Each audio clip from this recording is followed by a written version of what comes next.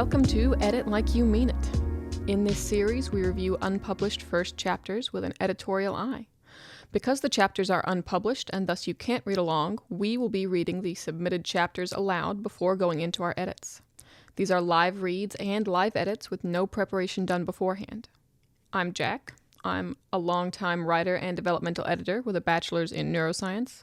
My debut novel was Where the Lightning Goes, which you can find a link to below. I'm Sarah.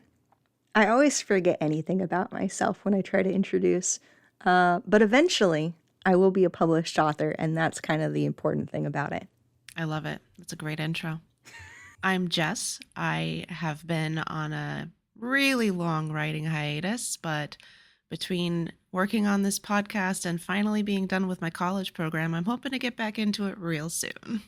Today we'll be reviewing Chapter 1 of The Madman and His Voices by America Salazar. Kind of a fun, descriptive title. So this is an adult novel, and we don't know the genre or projected word count, and are going in just as blind as you listeners, I guess. Here's Chapter 1. The warmth his body held vanished the moment he stepped outside. Cold air wrapped around him, sending shivers trickling down his spine. The music coming from the inside boomed through the house, nothing but a faint echo in the dead of night, as he slammed the door behind him. In his hurry to leave, he tripped over his own foot, nearly falling down the porch steps. He swore, wishing he'd stayed home that night. Considering it was well past midnight, the only thing lighting his path were the annoyingly bright street lamps, as even the porch lights had been turned off hours before. The gravel beneath his feet crunched, adding to the music made by the crickets and the frogs, ruined it more alike with his unsteady footsteps. But the tall branches of the trees and the engulfing shadows weren't as welcoming, and he headed back towards his car. It seemed an eternity before Nick found it in the mess of vehicles lined against the streets, all bearing the same resemblance. He dug in his pockets for his keys, against his better judgment, unwilling to spend another second in the cold. The drive wasn't a long one, and he probably could have driven back home with his eyes closed, but he drank more than he'd meant to. There was a moment of hesitation as he stuck the key in the ignition. Then, as his hand started to fall away, flashes of fresh, unwanted memories. With the grumble of the engine, a wave of music burst into life, the sound of it twisting into guilt. Nick slammed his hand against the radio and turned it off. Once he was a street over, his breath steadied and his grip loosened. Nick glanced at the rearview mirror, hoping he could leave behind the sudden feeling of regret. What was wrong with him? It was supposed to be a fun night with his friends and nothing more. Things had gotten so out of hand. Nick's eyes slid back down towards the street, catching a glimpse of something in the road. A figure had appeared, leaving him with no choice but to swerve the car, but it was too late. He slammed on the brakes, his body jolting forward from the sudden stop. The rearview mirror refused to show him what had happened, as his eyes watered and made a blur of his view. With shaking hands, Nick clicked the seatbelt off and stepped out of the car.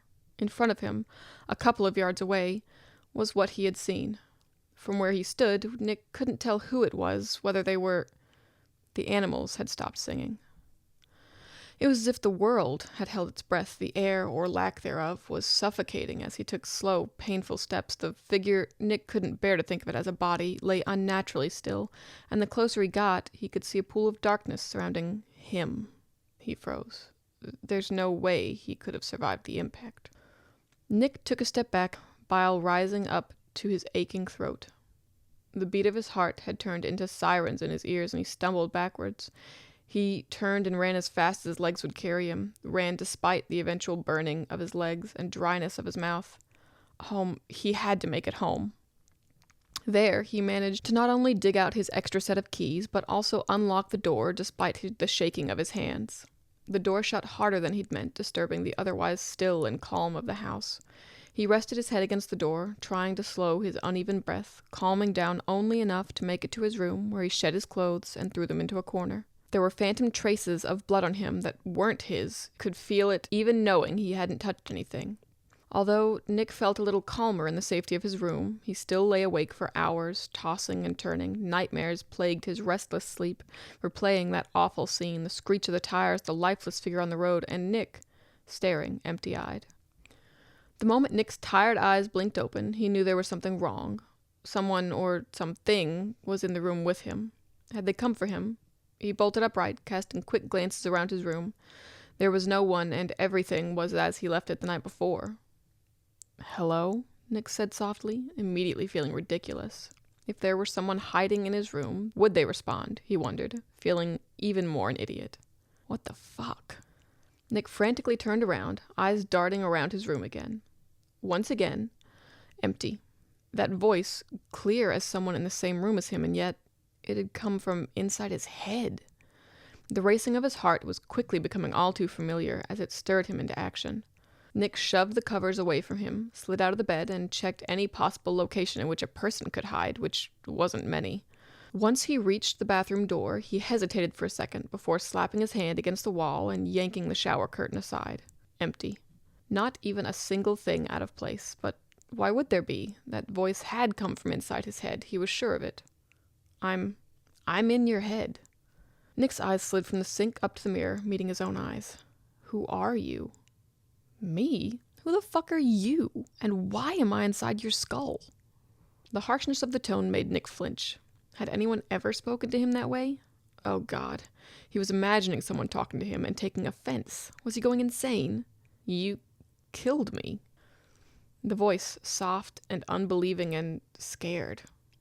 Nick sucked in a breath as those memories came tumbling back, the screech, the lifeless figure. He had taken a life. No, it was an accident. I didn't mean to, Nick choked out, voice shaking. The voice let out a blood-curdling scream so loud Nick's hands flew up to cover his ears. It did nothing, but he pressed his palms harder and squeezed his eyes tightly. It wasn't real. That voice was not, couldn't be. It stopped. Nick slowly uncovered his ears, opened his eyes, and glanced at the door. Over the pounding of his heart, there was nothing. No parents rushing into his room, worried from the sound of a scream. No sirens, nothing. He stood still for a moment, waiting for the voice to speak again. It didn't.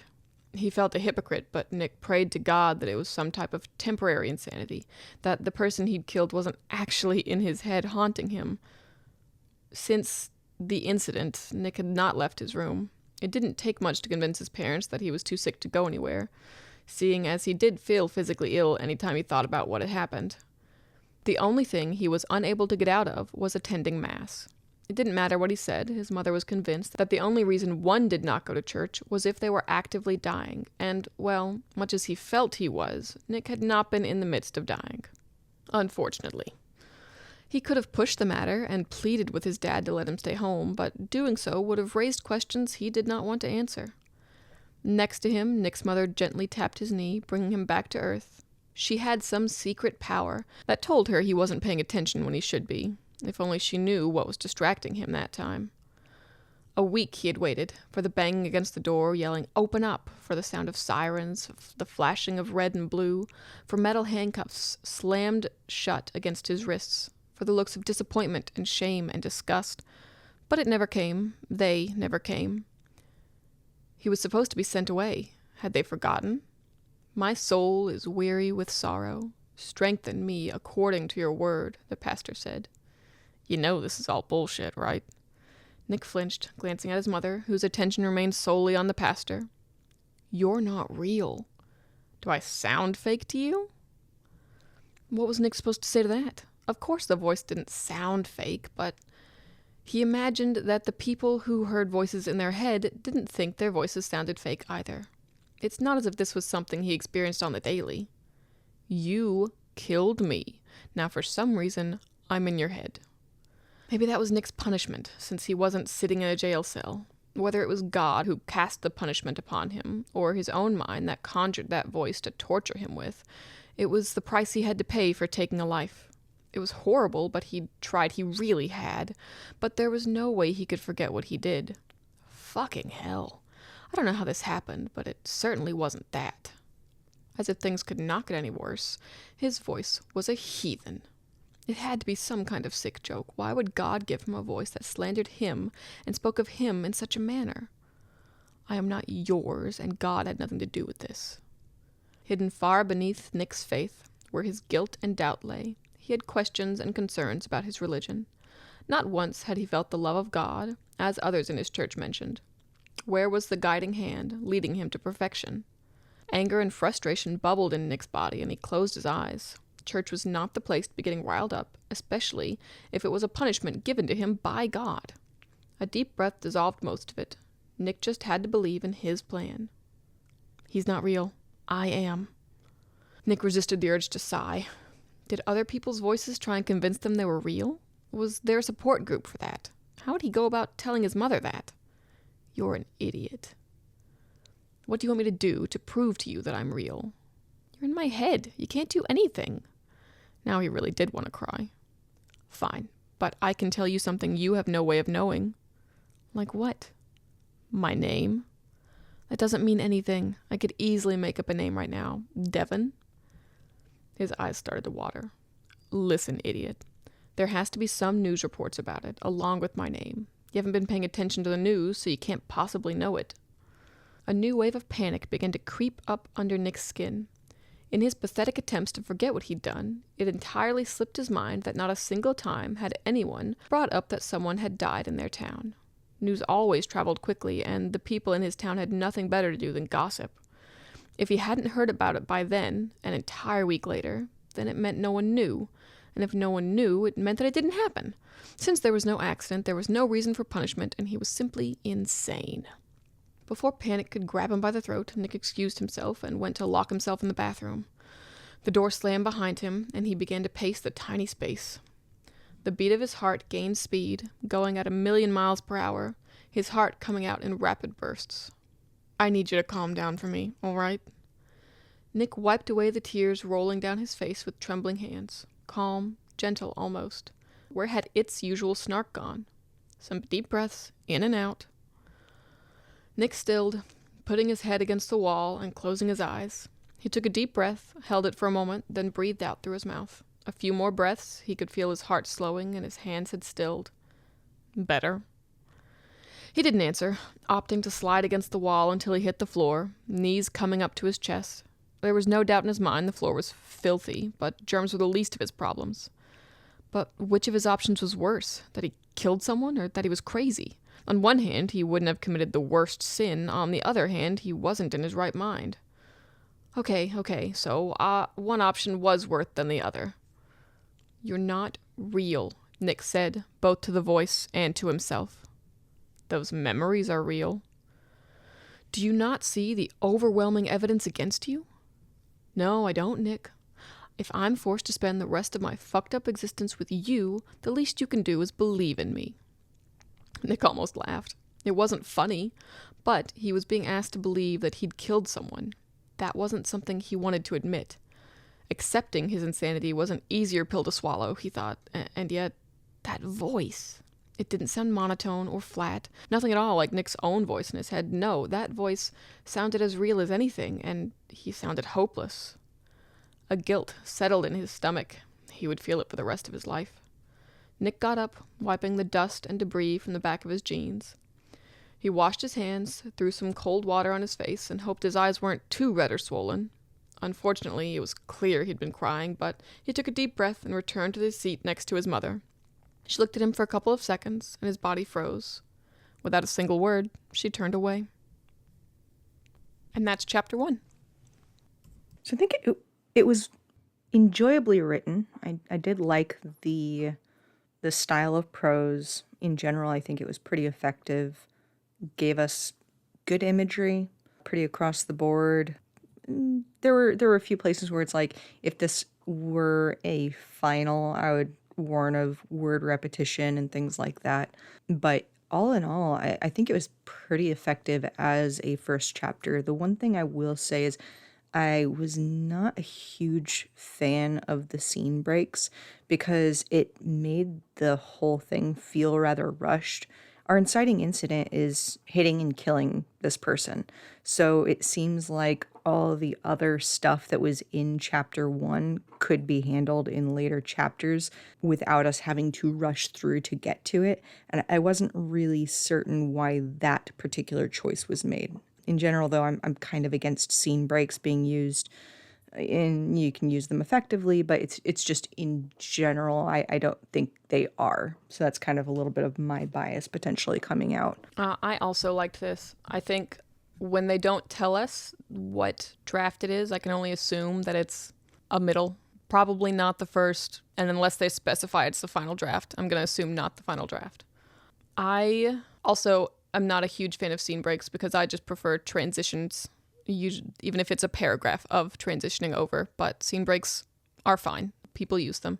The one thing is that if you're going to use a scene break, make sure that you set the scene after that break. So, like, we didn't know that a full week had passed until a few paragraphs into that transition. It just, time had passed. So, that the person he'd killed wasn't actually in his head haunting him. A scene break. Since the incident, Nick hadn't left his room.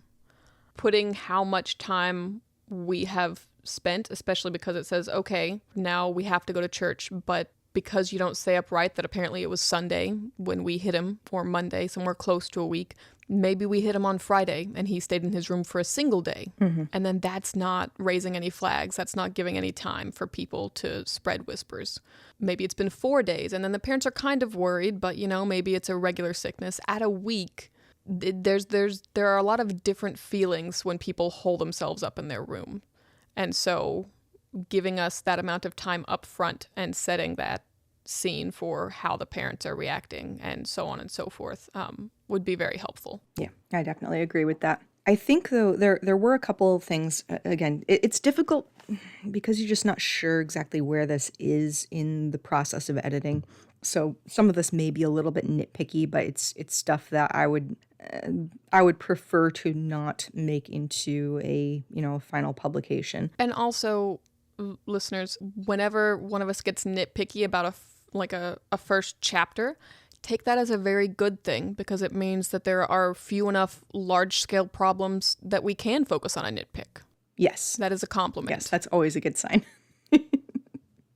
Yes, you want nitpicking.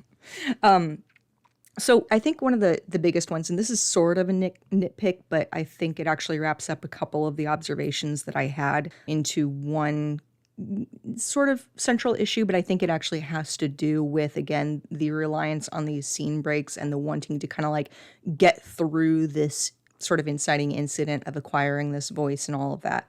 I think that one of the things that we miss because of that is actually a lot of characterization by Nick. So it's not enough for me in the moment that Nick could have walked home and instead chose to drive drunk. That was something where whenever he left his car in the middle of the road, and that's another issue. Absolutely. Yeah, I agree. Yeah, when he left his car in the middle of the road, that needs to be resolved because that sat in the back of my mind for the rest of the chapter and was really frustrating. Because it just is like, what happened to the car? You can't just leave a car in the middle of the road. It has your tags. Yeah, like the police can track it back. And even if no one found it and the police didn't track it back, your parents notice when there's a car missing for a week. Yeah. Well, and your car will have damage on it, even if this was kind of an ethereal thing that happened.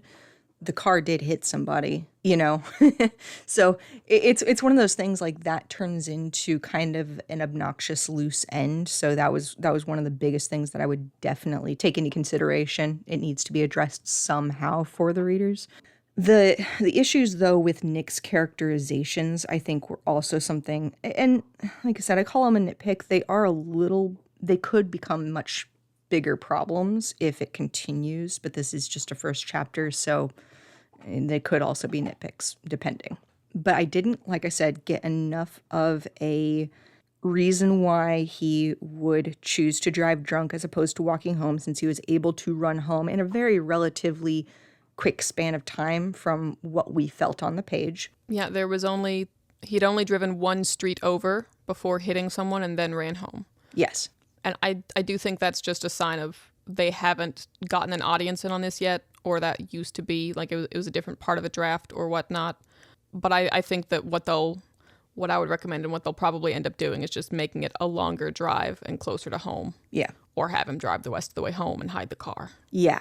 I think that would be the better option is driving the rest of the way home, because you can't leave the car there. Yeah, it doesn't. Yeah. That bugged me. I'm glad you pointed it out because I was like, I can forgive a lot of things, but the car just being missing is not one of them. and left in the middle of the street, like in the middle of the street. You know how annoying that would be? Yeah. Oy. Yeah. Yeah, so that was one issue of characterization. I think we also missed some of Nick's characterization whenever we went through the crash scene, actually. It was very perfunctory.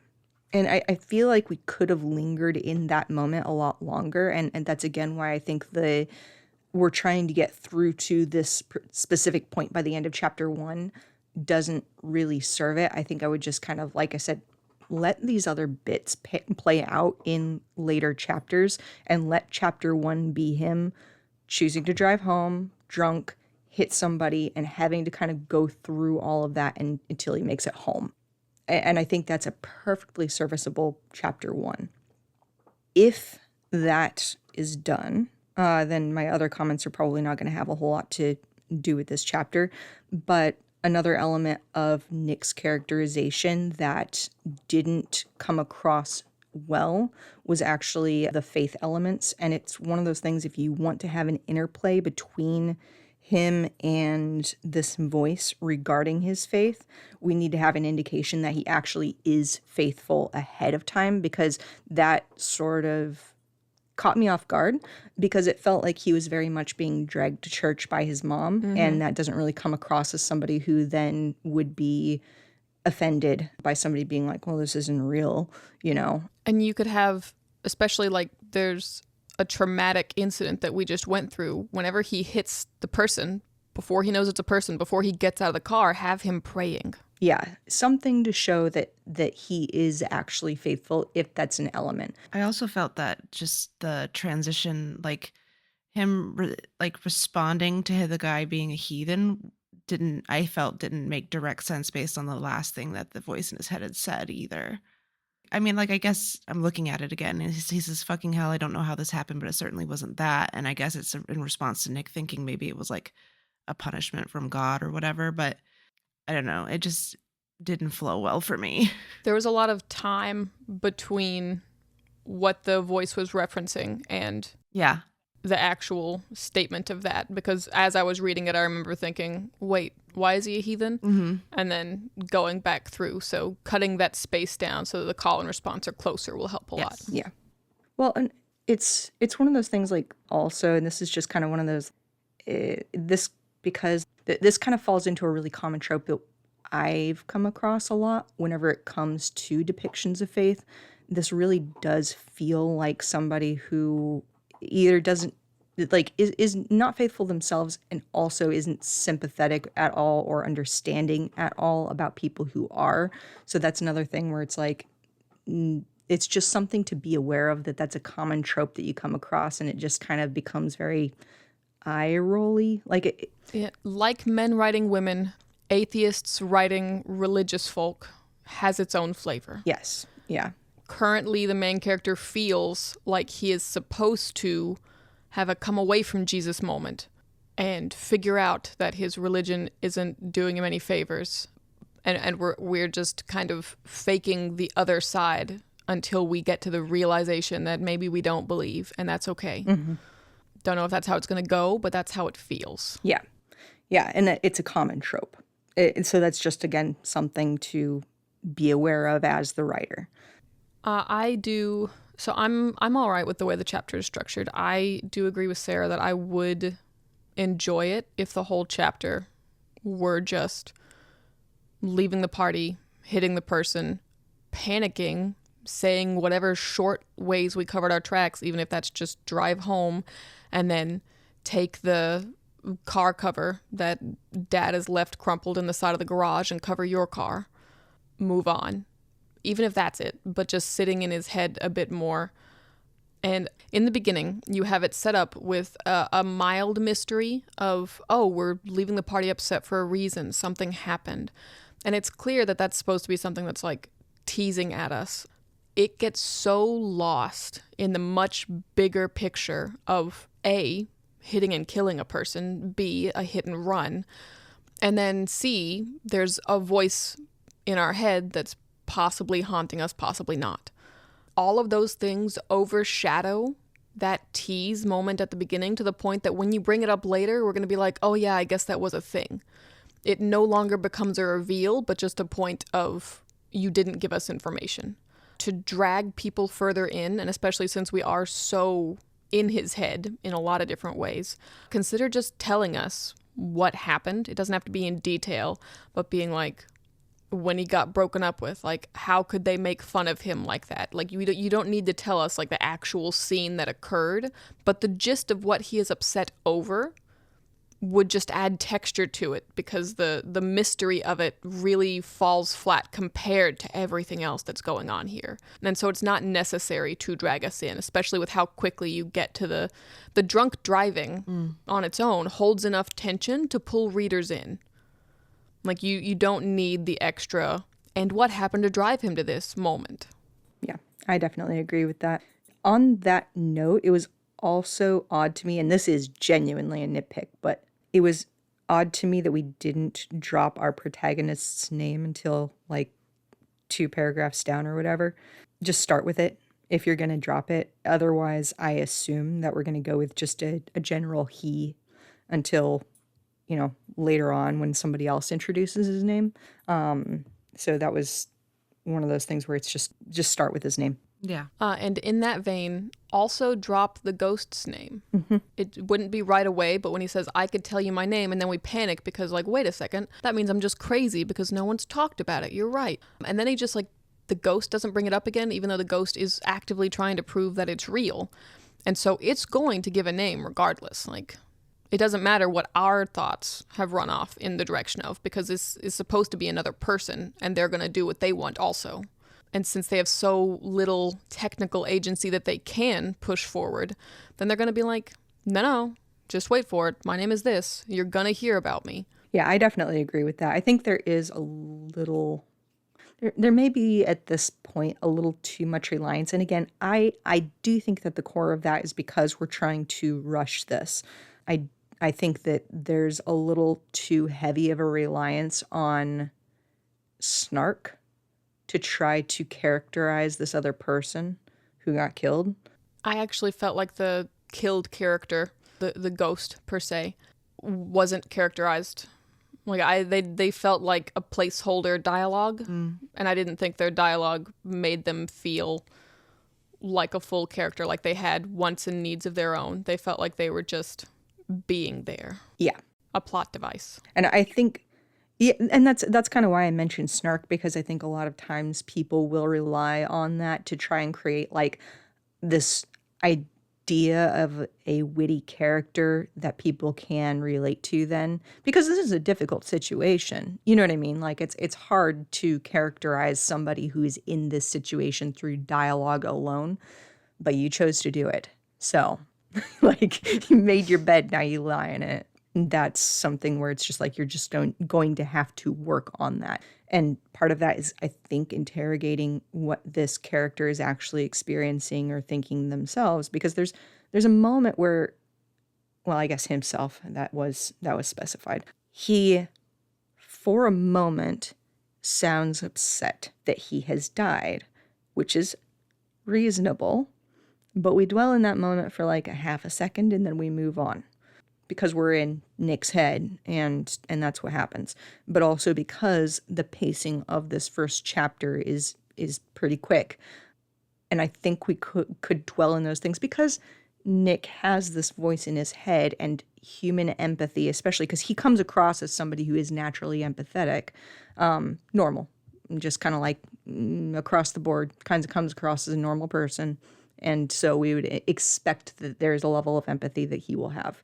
So, with that being said, I would also say that it would be reasonable for him to feel a pang of conscience, and potentially even, you know, even if he is trying to convince himself that this thing is fake, that might be a really good point for him to interrogate the voice a little bit and just push that a little bit, give it that little bit of give, even if he kind of withdraws again eventually. And that way we can also start to build this rapport between them before, because right now it's just like every single time I listen to you, you're a fake voice, you're a fake voice, you are a fake voice. And it just kind of gets old, especially because you do have somebody who will be insisting upon their own personhood. Well, with his, I have a lot of things to say, honestly. With his empathy, it's worth noting that our main character, Nick, never says he's sorry. He jumps, when he kind of acknowledges this might be a person, he jumps to, I didn't mean to, it wasn't my fault, not, I apologize for killing you if I'm speaking to the person I murdered. And so that kind of took the empathy away from me. That's true. Whenever you do the dialogue, don't be afraid to have longer stretches of dialogue for this ghost. Give them 2 sentences or 3 sentences rather than just a quick, honestly, not even compound sentences for most of them. They're just a one-liner of snark or a one-liner of, no, you're wrong. Let them speak. And when you're doing the dialogue for this ghost, we're just going to assume they're a ghost. Something that you need to keep in mind is that you are not only characterizing a person, you are also exploring your magic system, paranormal magic system, but magic system, essentially. So one of the things that Sarah mentioned was that we get a moment of anger or grief over this life having ended. And that gives us the impression, the implication that the ghost died and then immediately, with all of their consciousness, got stuck onto our main character. And they are grieving over the fact that they died. Whereas if they are just snark and they're like, okay, well, you killed me, blah, blah, then that gives the impression that they are somehow removed from their death. That they don't quite feel it yet, or are blocking it out from feeling it, or in some ghostly sense, kind of have that moment or that life that they've lived a little bit off from themselves because now they are a separate entity. You are characterizing how we should perceive how being a ghost works as well. So maybe it's that the ghost doesn't want to talk about their death. Like, you, killer, don't have a right to talk to me about that moment. Go turn yourself in. That is a ghost that wants retribution. This ghost just seems to be like, if I'm stuck here, then I guess I'm stuck here. What do they want as a person? And what is keeping them there as a ghost? Because some manner of that, if it's never explained, it's never explained. But if there is something that is a rule that is pushing them there, then it'll leak through. Maybe not in the first chapter, but it's going to leak through. And then finally with that, whatever being a ghost is like and how that is different from it was to be a person, that's going to change things. So you've made it clear that the ghost can experience, at least visually and audibly, what our main character experiences. They know that we're in church. They hear the sermon. They hear his thoughts. But we don't know if they feel what he feels. We don't know if this is all the time. Do they sleep? Things like that. We don't know if they feel trapped and if they have tried to leave him. These are things that if your main character has just never before been a ghost, been attached to another body, they're probably learning these things too and trying these things out also. Mm-hmm. They come across as someone who's been a ghost for a very long time currently and don't feel the need to try anything or get their own information. Which maybe that's what it is. Maybe they were just stuck in somebody else's head, and then whenever they killed the person, actually though, that's giving them that's a leap. No, that's contradicted anyway in the actual text. See, if I were gonna make a confounding theory, then I think I would choose it that he didn't actually hit anyone. That is someone who had been hit before in some sort of hit and run. And whenever he went through basically the ghost doing a loop, then the ghost latched onto him. And then you could have it where like he drives home and like there isn't any damage to the car, but he was so rattled that like he covers it and he doesn't look. And so on and so forth. And that's why there's no news and blah, blah. Obviously, we don't know how the book goes after this. Mm-hmm. But the ghost insists that there will be news. So that's true. But the ghost might not know that they were in a loop. That's classic ghost stuff. That's true. Yeah. They normally don't think that it's been any time since they've died if they're in a loop. Mm-hmm. Yeah, that'd make a lot of sense. But again, that's me making up a silly ghost theory. Not anything that has to do with this chapter. Yeah. Hey, you know what though? That's a good point in its favor. We're asking questions and And we're having fun with it. yeah. I also think that a number of the more recent things that we've talked about are things that kind of tie into the fact that the first chapter probably should have just been the accident and hiding the car or whatever, because then you have more room to explore these other topics that we're talking about in the later chapters. Yeah, letting details breathe, I think is that would probably be like the key thing I would take away from this is just letting things breathe a little bit more. We've got an interesting concept, an interesting setup. It's inherently going to have some tension in it for the readers because we all know, hey, you probably shouldn't drive drunk and bad things are going to happen. Oh, bad thing did happen. Crap. That's plenty enough tension to carry us. So you don't have to worry about that as the author. So just kind of trust the story, and I'd say let it breathe a little bit. And also drag out that driving bit before he hits the person a little bit. Like you have him slam off the radio before he starts driving. Have him be drunk and be confident that he can make it home with his eyes closed. And then he messes with stuff on top of it. He's like, I don't change the radio station, turn it off. And maybe his CD is over there and whatever else. And none of those things end up being what actually makes him crash. He's just driving. But that does ratchet up the tension to have a moment or two where he's reckless on top of being reckless. For our usual questions, did the characters feel real and did you care about them? I think Nick did. I think we already addressed the issue that the disembodied voice does not feel very real. I will say the one thing that I think could help, and this is just like a very specific thing that can help to embody that person more, is that they are way more focused on Nick. Or in this case, he's way more focused on Nick than himself. So I think even just a little bit more focus on himself, as opposed to just everything being focused on Nick in his dialogue would be really helpful. Yeah, maybe he's angry that Nick isn't looking at any news because he wants to know what happened to him. He wants to know if they've found him and if he has a funeral, if his parents are okay. Yeah. Mm-hmm. Maybe we don't even know what age he is. Maybe he's like 40. Like, who knows if he has parents? Like, Yeah. he would want to know about himself too. Well, and he's not really making a nuisance of himself. Like, he only pops up every so often, and because he doesn't have any wants or drive himself, it's just like he just sits there as this like snarky side character in Nick's story and doesn't really feel like he has a story himself. And that's also another part of world building where I was assuming from him disappearing and then reappearing days later or hours later or whatever, that like many new ghosts, it takes energy to speak to a person even inside their head. And so you only have so much time before you kind of flicker out and rest in the ether, and then you can come back into existence.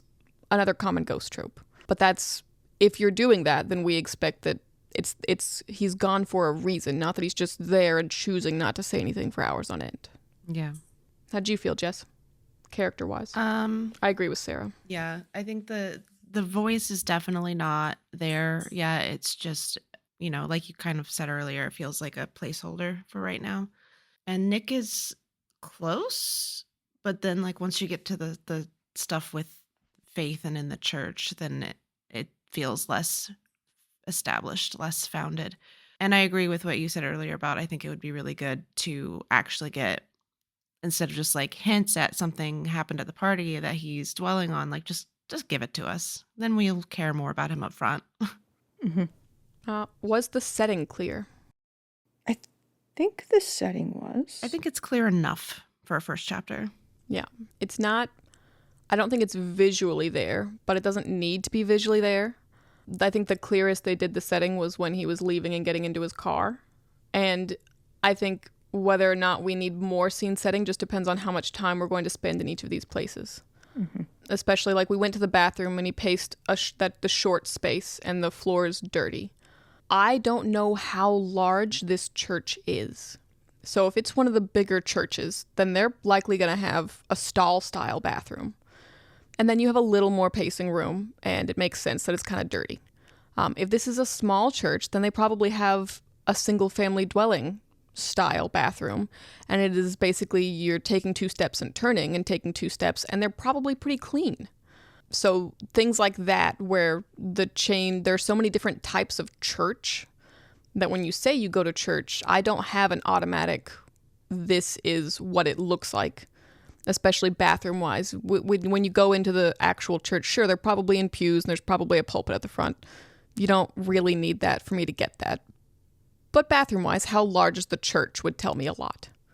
So some level of, if the description matters, then add it in there, or if it changes things. Because again, pacing in a little home bathroom and pacing in a large bathroom with 5 stalls are 2 different images. Well, and I think on that note, you'd already pointed out that there's not really any scene setting done whenever we make a jump from one place to another place.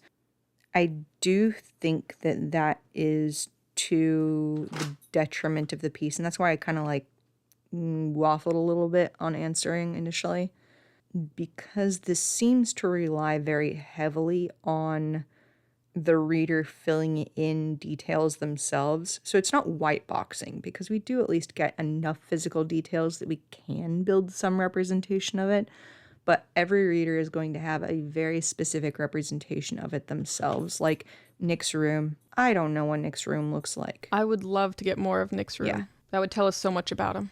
Yes. Yeah, it would tell us so much about him. And we have no idea. Like, that's probably one of the least described areas. And I'll kind of go on the record as saying, one of the differentiators between stories that feel very polished versus ones that don't typically actually comes down to scene setting more than people realize. Having those really nice details, because readers kind of gloss over them, but they make it feel really, really polished and embodied and strong. So that's just something to pay attention to. That's one of the reasons why white boxing is a problem. It's not just because it's kind of leaving us floating in the ether. It's also because it lends this lack of polish feel to the work. If you want your work to feel polished, really work on good descriptions that are effective, that aren't going to be overwrought, that give us what we need and really physically put us in a place. For those who don't know, white boxing is a term that refers to whenever you don't have any scene around your characters, they're doing everything in a white box. They don't really interact with things. They don't really, other people, other things seem to fade away. It's never said what the room looks like, so on and so forth. And I will say that, again, I don't really care about scene description at most points in time. Sarah's right that it's very important, and it kind of does make the difference between a polished work and not. But in this particular book, I will say that it feels more important because one of our characters is intangible. We can't see them, at least for now. They have no description. Even when we saw the body, we didn't get any description of their eyes or their hair or their figure or their age. They are just, we're going to interact a lot with something that we can't see or touch or feel. And so having those extra physical descriptions outside of that to make up for the fact that one of our characters is intangible will make him feel even more intangible because everything else feels so real. And also make it so that we don't focus so much on the fact that we're just sitting there not doing anything, talking to ourselves. What about the pacing? I think we've already gone over this pretty much with saying we wanted more just the hit and run scene. I agree. Feels a bit rushed. Yeah. That said, if this were a chapter 1 in the book with a bit more polish, I wouldn't be upset if this were the chapter 1. Yeah. Yeah. I think it could be better if it were the hit and run only, but I would still read this. Yeah, I would keep reading. I think that's one of our questions, right? Yeah. Yeah, I would be interested enough to keep reading, especially considering that this is probably, well, we don't know for sure, but this is probably not the final draft, so there's certainly room for improvement. Yeah. Are the stakes and goals clear? I think the stakes are pretty clear, and I think the goals are not. Our goal right now basically seems to be hope that no one figures out what we did while doing nothing, and please don't be crazy. And it makes sense, you're panicking, but if they had any goals outside of this, if they're trying to do anything aside from hope that nothing bad has happened and nothing bad will happen. Not a lot of agency in that. Yeah. And if that's the way they want it to flow, that Nick doesn't have a ton of agency at this point, or at least he's not taking a lot of agency at this point, because he is just panicking. He's just trying to ignore this thing. You can do that, but one of the things that you could balance that with then is to have your disembodied voice have a goal, because neither of them have goals right now, and one of them needs to have something. Alternatively, just make it clear that the lack of agency is on purpose. Readers are not kind. We do not assume that you did something on purpose and we're misreading it. We assume that the author did something wrong, that the author forgot something or didn't spell it out well enough. And so if he's not supposed to have agency on purpose, then you could have the disembodied voice point out, like, oh, you're panicking so much. If only you'd tried to cover your tracks doing literally anything.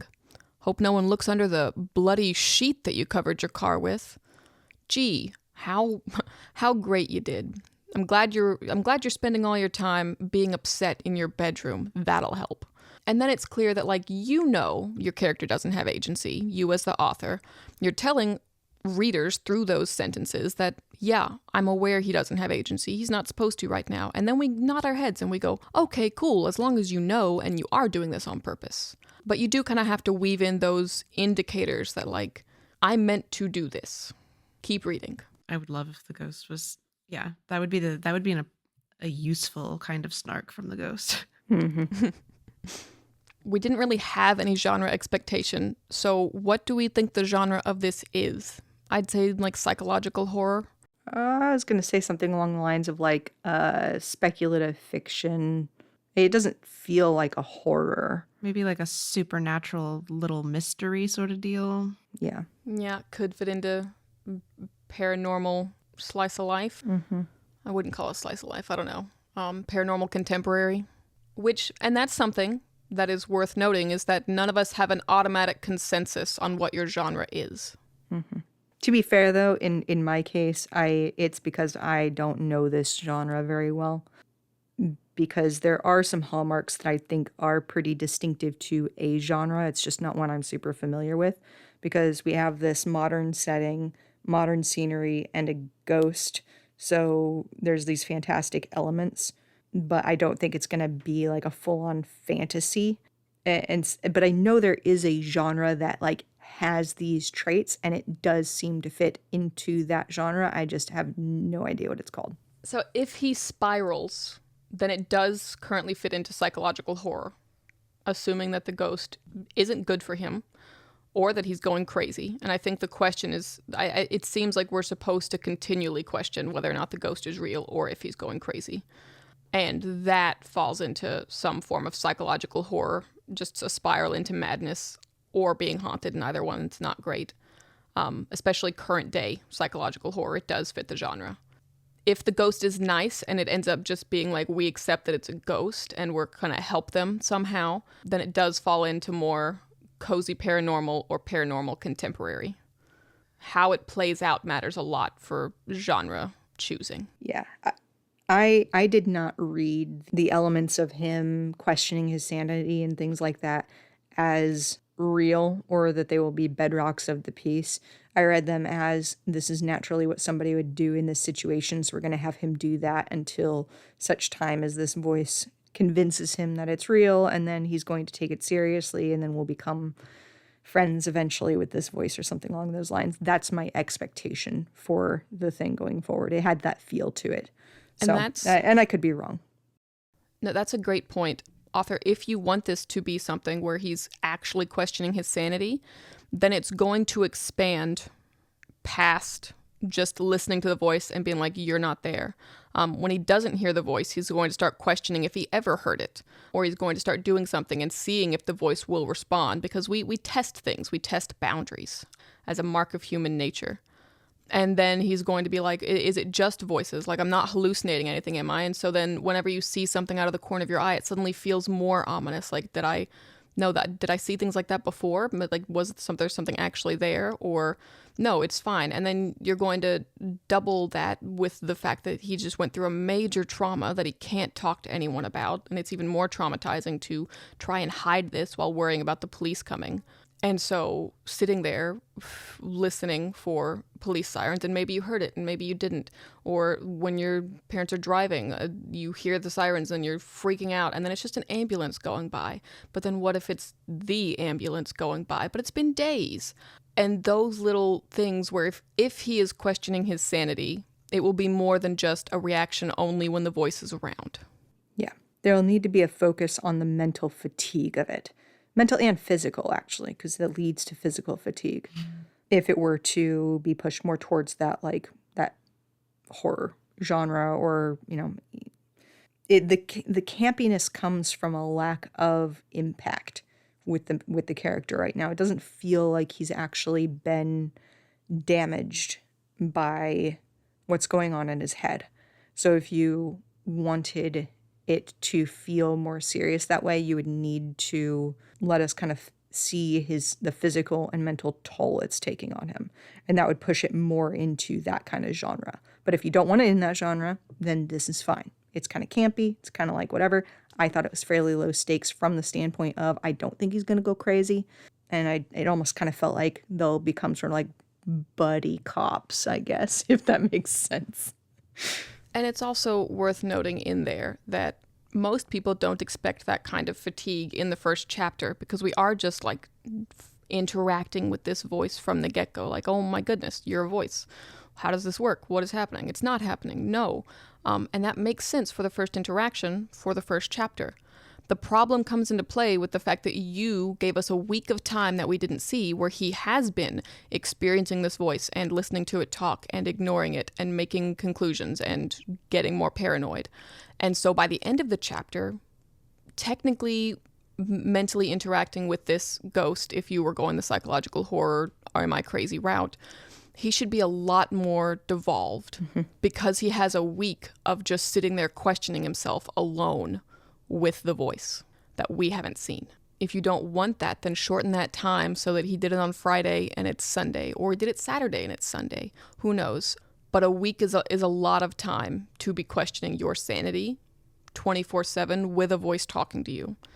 And with that, by the end of it, unless the voice just hasn't talked to him through that entire week, then they should have a decent bit more familiarity by the time we get to the church scene. Because he has been listening to this voice, and they have had conversations, a week's worth of conversations, alone listening to this person talk. That's a lot of time to talk. Yeah, it's a lot of time to. I'm gonna just say, I think eliminate the week-long time frame jump, because it's honestly robbing us as the readers of a pretty significant experience in this. Like, no matter what your goal is with it, no matter what the genre is, you're robbing us of a very critical time for both of these characters. So I would say, yeah, Saturday night into Sunday would be perfect.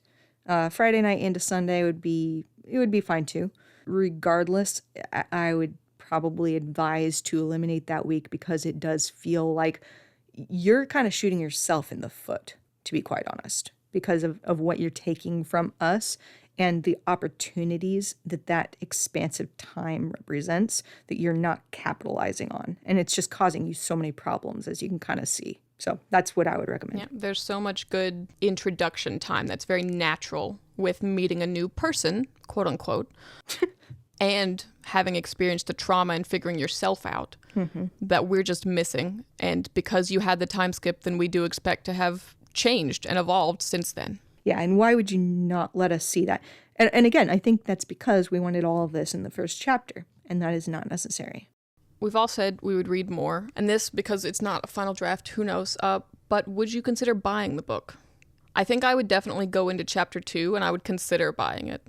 It does depend on what the genre ends up being. I don't really buy cozy paranormal, but if it were psychological horror, I'd probably pick it up. And that is just personal preference. That's nothing to do with the book itself. Yeah. If you were able to keep that tension and the characterizations came through more, there's a good chance I'd get it.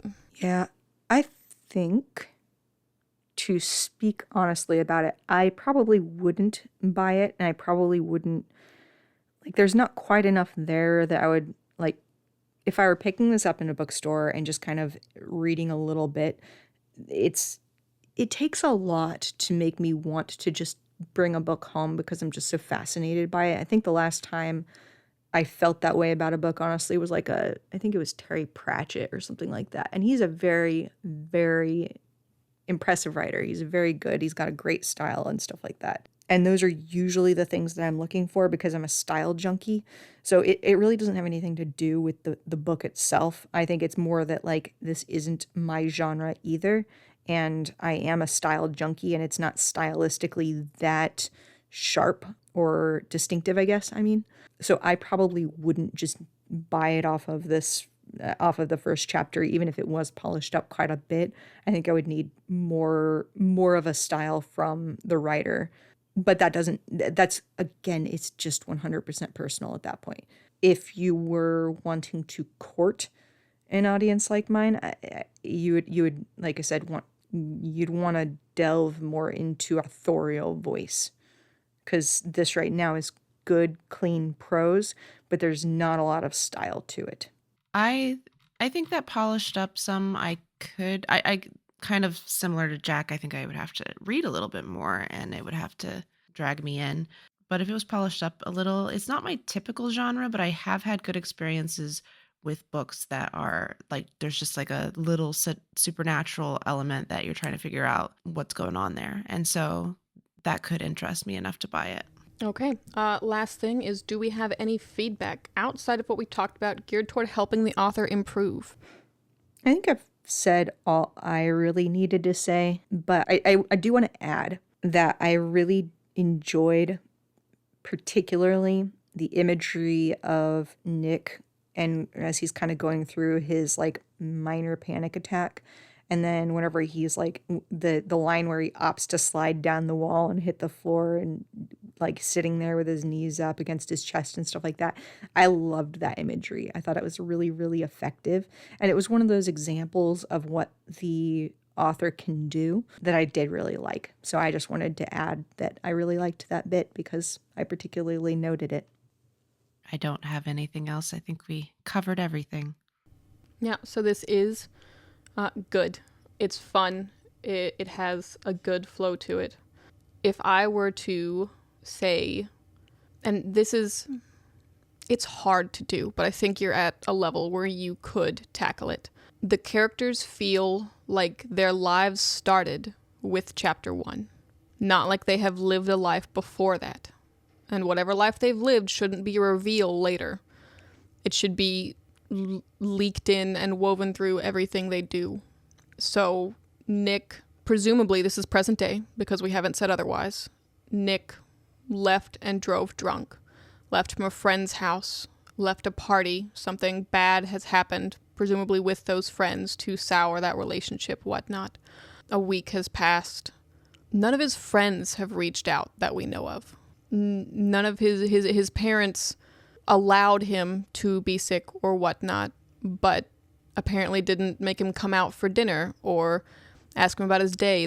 Maybe it's summer, maybe he's old enough that he isn't in school, but there's no coursework or anything else that he is missing or making up or doing.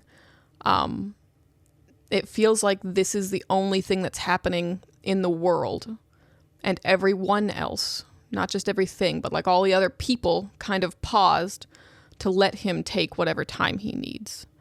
So just remember that while your main character is going through things, the other characters are also all living and existing, and everything that has happened before this still has consequences, even though it wasn't on the page. So the fact that some of his friends know that he left drunk, the fact that some of his friends know that they just got into a fight, and apparently he's not talking to them, he's not responding to texts, if he isn't responding to texts, whatever it is. The fact that his parents, maybe he's outgoing enough to go to a party and drink, but he's not doing anything.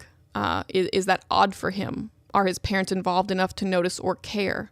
I did like the little characterization of you could get your dad to vouch for you to get out of church, but your mom was going to make you go. That was a good, just minor side characterization of who they are as people. but they should still be living their lives interacting with him, even if he doesn't want to interact with them. So that is something that's difficult to do, but I do think that you're at the level where you could tackle it. So consider that for future drafts, future books. Oh, I have something. I don't know if this belongs in the actual podcast episode when it comes out, but it just is something that I thought of when we were talking about how he doesn't feel like a religious character written by someone who understands what it means to be religious, which is that I watched the new Knives Out movie, Wake Up Dead Man, and I felt that the priest character in that was like the most like positive, meaningful representation of a religious person I've seen in a movie in like a really long time. So maybe a good example. No, that's good. I mean, I think it's perfectly fair to mention good examples because I do think that it's difficult sometimes for us to put ourselves into the shoes of people that we aren't and that we don't necessarily understand. So going to good examples in other media, I think that's perfectly legitimate. So there you go. There's a good recommendation to go look to for somebody who is religious, apparently.